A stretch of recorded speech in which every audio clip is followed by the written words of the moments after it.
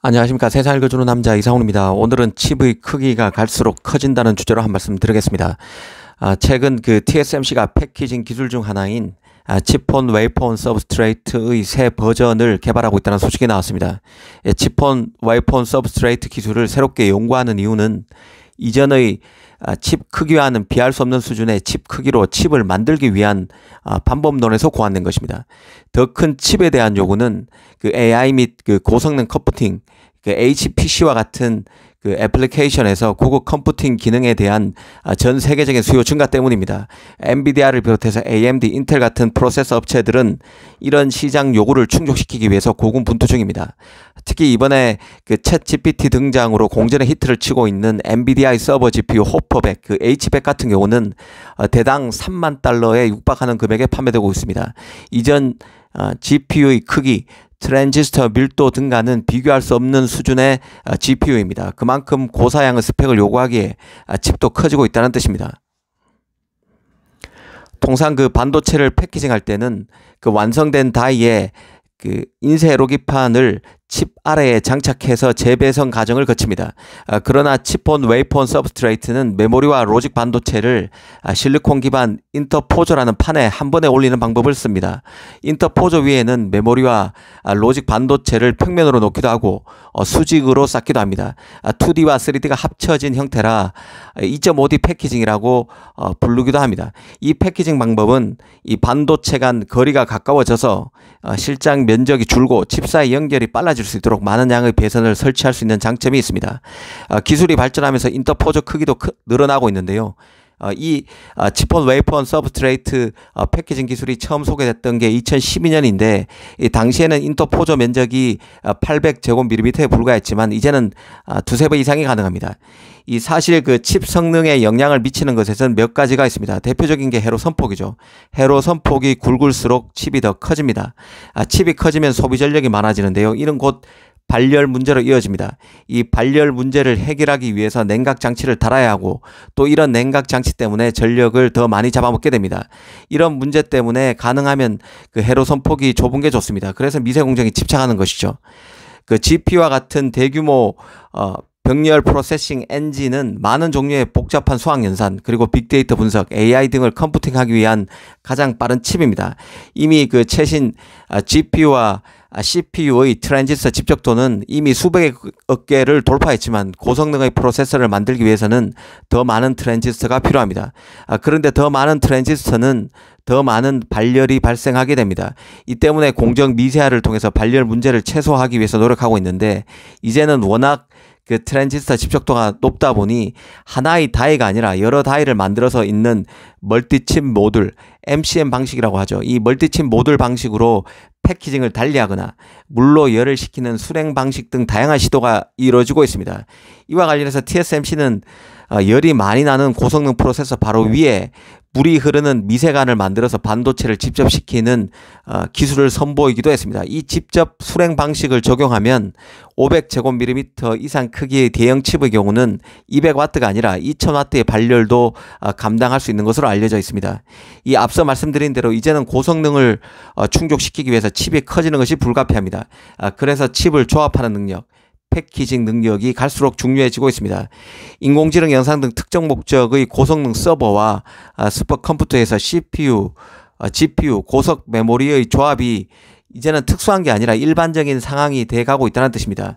한번 기억을 더듬어 보겠습니다. GPU 최고 기업 엔비디아는 뜬금없이 CPU IP를 확보하기 위해서 ARM 인수에 나섰죠. 그리고 실패했습니다.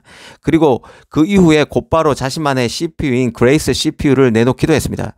이제는 이 고성능 프로세서를 위해서 칩 간 조합이 중요해지고 CPU, GPU 이런 것들에 대한 구분이 희미해지고 있다고 이해하시면 될 것 같습니다. 이번 TSMC의 새 패키징 기술 개발 소식도 이런 맥락에서 이해하시면 될 것 같은데요. 이 TSMC는 슈퍼 캐리어 인터포저라고 하는 초대형 인터포저를 구축해서 현재의 시스템인 패키징 크기의 경계를 이전에는 볼 수 없었던 수준으로 끌어올린다는 게 목표입니다. 새롭게 버전으로 나오게 되는 그 칩온 웨이폰 서브스트레이트 기술은 2년 뒤인 2025년까지 인증받는다는 게 TSMC의 목표입니다. 이 대용량 컴퓨팅 칩셋이 나온다는 얘기는 조건 반사적으로 상당히 많은 메모리 서브 시스템이 필요하다는 것을 의미하기도 합니다. TSMC는 새 패키징 기술이 나오게 되면 HBM3 혹은 HBM4 메모리 12개 스택이 가능할 것으로 보고 있습니다. 그런데 이런 칩을 만드는데 문제는 결국 앞서 말씀드린 비용입니다. 이 칩이 고성능이 되면 전력을 많이 잡아먹고 이는 결국 가열 방지를 위한 첨단 냉각 시스템이 필요합니다. 이런 프로세서의 복잡성과 비용을 극복할 수 있어야 이런 칩이 보다 대중화될 수 있다는 뜻입니다. 인텔 같은 경우도 그간 칩을 크게 만들기 위해서 많은 변화를 겪어왔었는데요. 올 하반기에 나온다는 14세대 CPU인 미티어 레이크 같은 경우는 한 공정에서 한 칩을 다 만드는 게 아닙니다. 앞서 말씀드린 멀티다이 패키징 형태로 부분 다이를 나눠서 만들어 프로세서로 조합하는 형태입니다. 이 본테베큐어 GPU도 기본적으로 인텔이 직접 만들지만 칩의 일부 모듈은 TSMC의 다른 공정에서 제작되는 구조였습니다. 이렇게 멀티타일 구조를 선택할 때 가장 큰 문제점은 타일 간 데이터 전송인데요. 만약 여기에서 병목 현상이 생기면 속도는 현저히 느려질 수밖에 없습니다. 인텔 같은 경우는 서로 다른 공정과 아키텍처 기반 칩들을 하나로 통합하기 위해서 CPU, 그래픽, 메모리 입출력 단자 등 복수의 칩들이 통신할 수 있도록 지원하는 EMIB 기술을 적용하고 있습니다. 이 EMIB 기술 때문에 이런 식의 멀티타일 구조를 선택할 수 있다는 게 인텔의 입장입니다. 멀티칩 모듈 채택으로 인텔의 최대 약점으로 꼽혀왔던 코어 숫자의 열세를 극복할 수 있는 길도 인텔 입장에서는 열게 됐죠. 인텔은 최근 그 패키징 기술이 갈수록 중요해지자 자신만의 패키징 기술을 따로 팔겠다는 의지도 드러낸 바 있습니다. 즉 인텔이 아닌 다른 파운드리에서, 그러니까 뭐 삼성이나 TSMC에서 만든 칩도 인텔에게 주면 자신의 인텔만의 패키징 기술로 완성시키겠다는 것이죠. 다른 파운드리 제조사로부터 웨이프를 공급받아서 인텔의 패키징 서비스만 사용할 수 있는 비즈니스 모델을 선보일 만큼 칩의 크기가 커지고 있고, 그래서 칩 간 연결이, 칩 간 조합이 흔해지고 있고, 그래서 패키징 기술이 더 중요해지고 있다는 뜻입니다. 사실 이런 칩 간 붙이기의 원조격, 선두 주작격은 AMD였습니다. AMD의 7나노 공정 칩인 젠2의 경우에도 칩랩이라는 작은 칩을 도입해서 CPU와 입출력 단자를 분리했었습니다. 그래서 CPU 코어 블럭은 TSMC의 7나노 공정을, 칩 주변부에 해당하는 입출력 단자인 IO에 해당하는 칩 부분은 TSMC의 14나노, 10나노 공정으로 만드는 구조였습니다. 이 한 공정에서 한 칩을 다 만든 게 아니라 부분 나눠서 CPU를 만들었다는 뜻입니다. AMD의 그 라데온 GPU 시리즈인 RX 7900이라는 그 GPU도 MCM 구조를 적용했습니다. 이 MCM은 명실공히 이제는 그 프로세서 시장에서 대세가 된 형태인데요.